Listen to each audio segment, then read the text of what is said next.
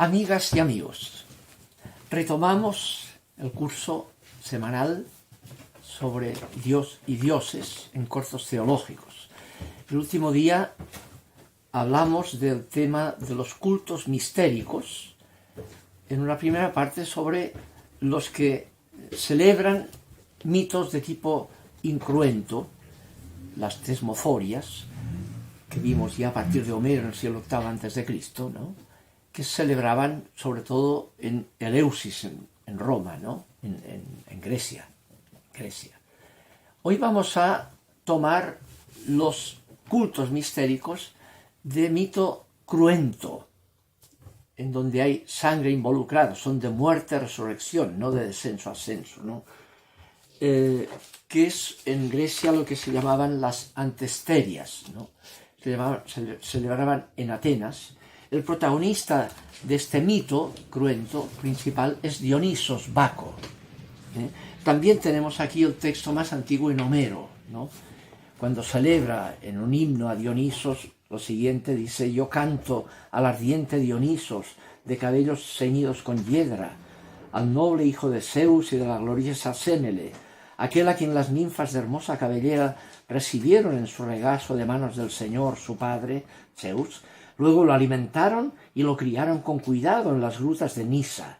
Él creció en un antro perfumado según el deseo de su padre, pero formando parte de los inmortales.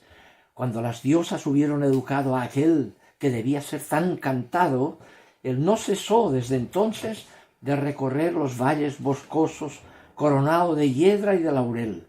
Las ninfas lo seguían y él las precedía, mientras un ruido llenaba la inmensa selva. Así pues, saluda a ti, Dionisos, el de las bellas venganzas.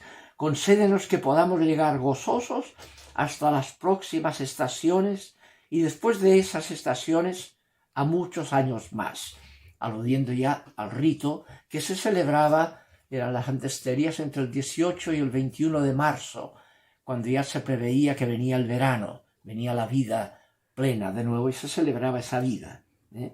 Ahora, el tema más sangriento, en otro pedazo del mito, dice: por orden de Hera, los titanos se apoderaron del hijo recién nacido de Zeus, de Dionisos, niño cornudo, coronado de serpientes, y lo desmenuzaron. Hirvieron los pedazos en una caldera, mientras un granado brotaba de la tierra donde su sangre había caído, pero salvado y reconstruido por su abuela Rea, volvió a la vida. Resucitó Dionisos y se convertía en el gran protagonista del mito divino y de las antesterias que celebraban esa euforia, ¿no?, de los 3 días, del 18 al 21 de marzo. En el primero era la apertura de los odres, donde había el vino, y después había un concurso de los bebedores de vino, a ver quién bebía más, quién se embriagaba más, que formaba parte del éxtasis dionisíaco. El segundo día era la procesión, en que aparecía Dionisos en una barca, lo llevaban todo vestido de hiedra y con vides, ¿no?, y venía por el mar hacia la ciudad, Atenas.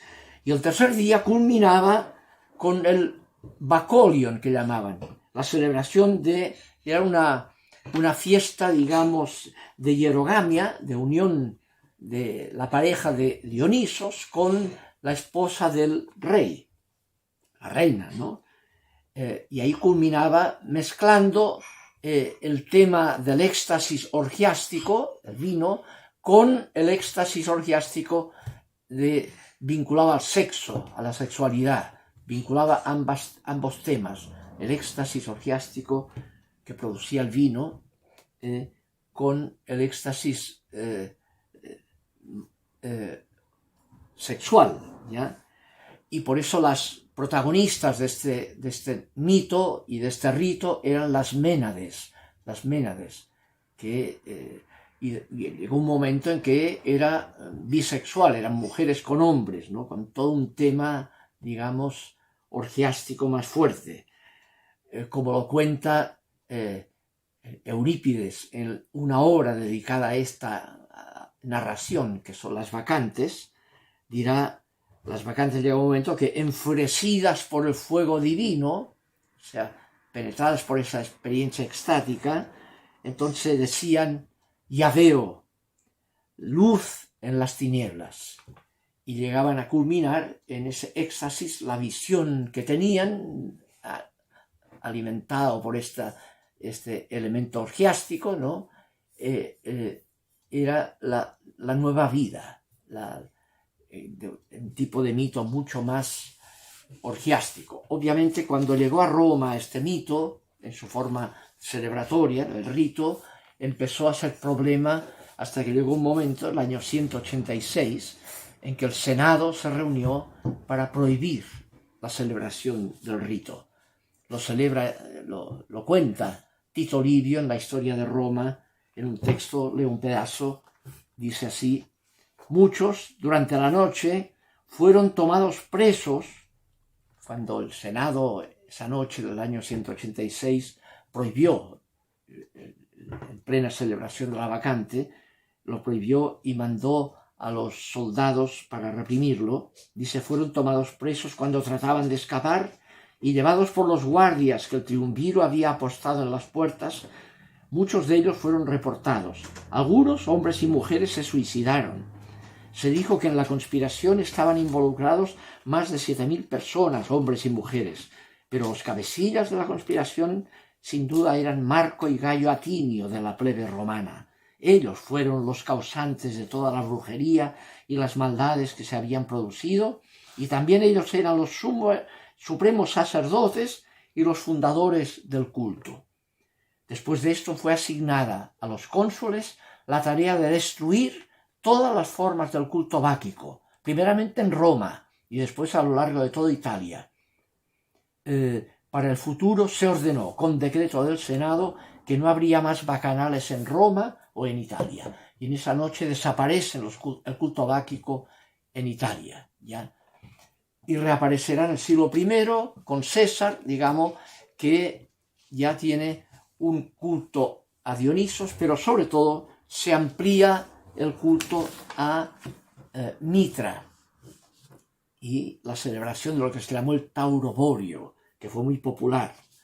El mito de Mitra, entonces, es el mito de un personaje, Mitra, proveniente del Asia Menor, con un gorro frigio en la cabeza, ¿no?, que aparece con un puñal nacido de la bóveda celeste, ¿no?, del cielo, con un puñal, y entra en un momento que viene a perseguir a un toro.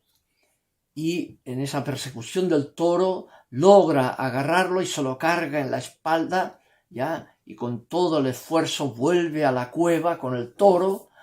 Es lo que se llama el tránsitus doloroso de Mitra, ¿no? Y una vez en la cueva se sube arriba del toro y con el puñal atraviesa la yugular del toro y con la sangre del toro se irriga la tierra y ahí se fertiliza la tierra con la sangre del toro. Y entonces el mito sigue que ese toro, entonces Mitra, gracias a esa sangre del toro que fertiliza, Mitra sube a la barca solar, ya, al sol, ya, como el mito de Osiris, ¿no? Y por eso Mitra se lo representa con rayos de sol en la cabeza, ¿no? Y Mitra en ese vinculado al sol, llega al cenit, y en el cenit, por eso se identifica que en el cenit está la constelación de Tauro, se vincula el sol con el toro de Mitra, ¿ya? Y vuelve a la vida, vuelve la luz vinculada a la vida, ¿no? En la guerra de las Galias de César, ¿no?, en Roma, cuando fue la guerra de las Galias, se conserva todavía cómo los soldados en las costas mediterráneas, ¿no?, del sur de Francia y norte de Cataluña, ¿no?, hay todavía las cuevas con mitraicums dentro, conservados, en que los soldados celebraban el culto a Mitra para tener la esperanza de que aunque murieran podrían ver la vida de nuevo, acceder a la barca solar con Mitra, ¿ya? Había también el Tauroborio, que se celebraba en Roma, lo cuenta Prudencio en una obra llamada Peristefanón del siglo IV, ¿no?, en nuestra era, en que eran los sacerdotes de este rito que se colocaban en una cueva donde arriba, encima de su cabeza, había un techo de madera y arriba, como en el primer piso, llevaban un toro, lo mataban y la sangre del toro se desparramaba a través de las tablas de madera y impregnaban completamente al sacerdote, que quedaba lleno de sangre, y entonces cuando salía afuera, la gente que lo veía participaba en esa especie de vuelta a la vida, simbolizada por la salida lleno de sangre del toro del sacerdote. Eran ritos muy cruentos, ¿no? Eso duró hasta el siglo IV de nuestra era, en que el rito principal que había en Roma era el vinculado al toro, el taurobolio, la celebración del taurobolio y los mitraecums, ¿no? En ese contexto había llegado desde el siglo I el misterio y el culto del misterio cristiano a Roma. Fue perseguido todo eso desde el siglo I hasta el siglo IV, ¿ya? Hasta que en el siglo IV la competencia principal del misterio cristiano era el mitraecum, era Mitra. Y por razones históricamente difíciles de explicar, el imperio decidió con Constantino y después con Teodosio, en el año 380 sobre todo, convertir el cristianismo y su misterio en el misterio oficial del imperio romano, ya en lugar de Mitra, y vino persecución contra los mitraecums y el apoyo del imperio al misterio cristiano en el siglo IV, con el decreto de Tesalónica, en que se convierte el cristianismo en la religión oficial del imperio romano, ¿ya? Con toda la ambigüedad que eso implicó. Eso nos llevaría a que en el próximo día volvamos a retomar el culto mistérico, pero para comparar el misterio cristiano, que tiene de estructura común con los cultos mistéricos, y qué es lo específico del misterio cristiano en su punto de partida original. Ese sería el tema del próximo día para culminar esta temática. Nos veremos. Que estén bien. Ánimo.